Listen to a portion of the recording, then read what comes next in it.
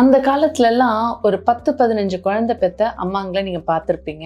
அவங்கெல்லாம் பிறந்த கையோடையே குழந்தைய குளிப்பாட்டுறது, குழந்தைக்கு துணி கட்டி விடுறது, எல்லாத்துக்குமே ரொம்ப தைரியமா அவங்க ஹேண்டில் பண்ணிட்டு இருந்தாங்க. ஆனா இந்த காலத்துல ஒரு குழந்தை பிறந்தாலும் அவங்களை இப்படி தூக்கலாமா, இவங்களை இப்படி குளிப்பாட்ட வைக்கலாமா, அவங்களுக்கு இப்படி டயப்பர் போடலாமா, அவங்களை எப்படி பர்ப் பண்ணணும், 1008 டவுட்ஸ், ஏகப்பட்ட பயம், ஏகப்பட்ட குழப்பம். ஏன் அப்படின்னு யோசிச்சிருக்கீங்களா? அந்த காலத்துல எக்ஸ்பீரியன்ஸ் ஜாஸ்தி, பார்த்து பழகிப்பாங்க, பார்க்க பழகிப்பாங்க. ஆனால் இந்த காலத்தில் நிறைய ரிசர்ச் பண்ணுறீங்க, நிறைய நீங்கள் வீடியோஸ் பார்க்குறீங்க, அதனால குழப்பம் தான் அதிகமாகுது, டவுட்ஸ் தான் அதிகமாகுதே தவிர கிளாரிட்டி ரொம்பவே கம்மியாயிடுச்சு. Experience zero. குளிப்பாட்டுறதுக்கு ஒரு ஆள், துணி போடுறதுக்கு ஒரு ஆள், பர்ப் பண்ணுறதுக்கு ஒரு ஆளுன்னு நிறைய நம்ம ஹெல்ப்பை தேடி போயிட்டுருக்கோம். ரிமெம்பர், அந்த காலத்துலேயும் இந்த காலத்துலேயும் ஒரே குழந்தை தான், அந்த காலத்துலயும் இந்த காலத்துலயும் அதே அம்மா தான். நமக்கு இருக்கிற பயம் ஜாஸ்தி ஆயிடுச்சு. That is because of over knowledge. ரொம்ப ரிசர்ச் பண்ணி வெல் ப்ரிப்பேர்டா இருக்கணும்ன்றது அவசியம் இல்லை. தெரியாம இருக்கலாம், குழந்தை வந்தானா போக போக பழகிக்கலாம். ரிலாக்ஸ் ஆயிக்கோங்க,